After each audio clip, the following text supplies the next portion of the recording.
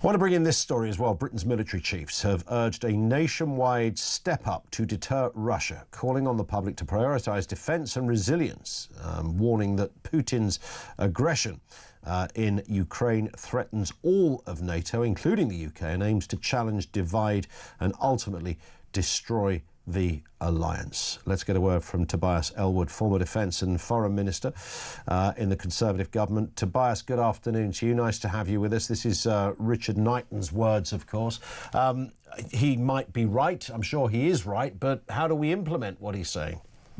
Well, good afternoon. Yes, and it's not just the head of the armed forces saying this, but on the same day, we've also got the head of MI6, Blaise Metreweli, who's also giving a speech saying that Russia is openly hostile to Britain, that we're now entering a shadow war. Certainly from my perspective, we are simply not ready. Our conventional forces have been withered down over the last couple of decades. Industrially, we couldn't replace, let's say, the 147 battle tanks were we to go to war. And now our infrastructure, our way of life, our society is being attacked on a regular basis. I'm sure we've discussed many times on your program the cyber attacks that are taking place, the challenges to our undersea cables. This is the here and now. This is before Russia is able to claim any sort of victory, let's say, in Ukraine. So where does this go?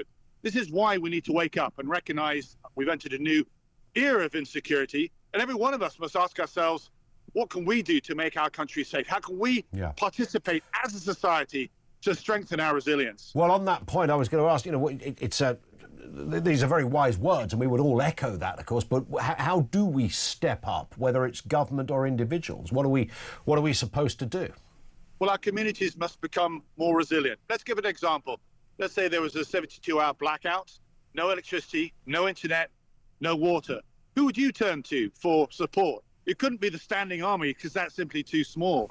So we need to develop the resilience capabilities within our communities. We need to be able to protect our infrastructure that's increasingly being attacked by drones and other forms of sabotage. That's separate to our standing armed forces. That's separate to our cyber resilience and so on. That's an all-of-society approach in knowing what each of us would do to protect ourselves, our family, to be ready for what's actually coming over the hill. We're not even having that debate yet. And that leads us into the bigger question of whether and now we should return to some form of national service, not like we had in the past, but a modern national service, similar to what we see indeed in Finland, where they have an excellent model where everybody knows what they need to do in case of attack. But the fact that they have it there offers a resilience, a deterrence to prevent Russia from actually wandering into their country in the first place. You talked about individual sort of resilience and stepping up and all the rest of it, Tobias.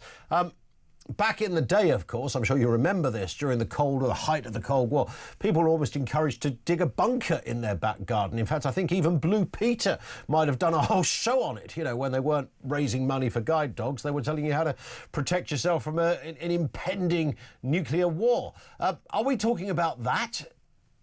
We are talking about, to some extent, the fact that a tactical low-yield nuclear weapon could very well be used in anger in the next 5 years is concerning. But the war that we're about to, or that we've already entered to some degree, is a grey zone hybrid war. It's an attack on our society from afar. It's the attacks such as we saw at Heathrow or at Land Rover or indeed Marks and Spencer's. It's ways of causing our economy to be affected and then sow political discord as well. That's what we're not good against. That's what we're not able to stand up to. The fight, though, to be very, very clear, is currently in Ukraine. Because if Russia can claim any sort of victory there, it will advance its interests further across Eastern Europe. It's already doing so on a regular basis. We haven't woken up to that. Trump hasn't woken up to that. And if he had, he would be more inclined to support Europe rather than back Russia. And on that point, Tobias, thank you very much as ever for your time, sir. Tobias Ellwood, former Defence and Foreign Minister, with us on the programme. I don't know on an individual level what you would do. If he talked there about the kind of cyber nature of the Russian threat, which is very real, and of course, they nautical vessels, mooching around on the seabed looking for cables that they could saw through if they had to, etc. And that's always I think the smart money, everybody knows that the new face of warfare really doesn't have to be sort of the literal battlefield or planes dropping bombs.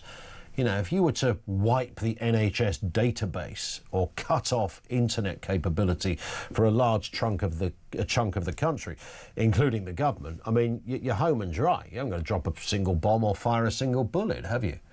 But I don't know on an individual basis how I could protect myself from that. If I go to my internet service provider, I don't think they're going to provide me with... am I meant to set up my own kind of, I don't know, sort of satellite, almost Dad's Army style dish on the roof of the garden shed moment as a way of contacting my fellow humans in the event of an impending Russian cyber invasion?